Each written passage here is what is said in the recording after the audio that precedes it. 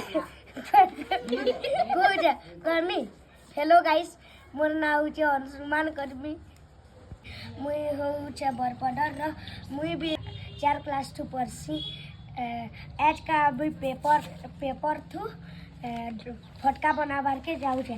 देखो संग माने पहला रोलिंग पेपर हो कि साधा पेपर हो गुटे आनबो आउ याडू एंटी पचातिल जीवो जनता एंटी 3 पार हेबार जे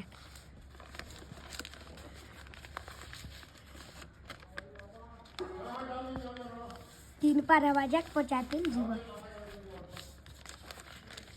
तापर एंटा हे वाला तापर याडू एंटी लेबड़े करी जनता समान हेबा हेंटा देखो पूरा एंटी समान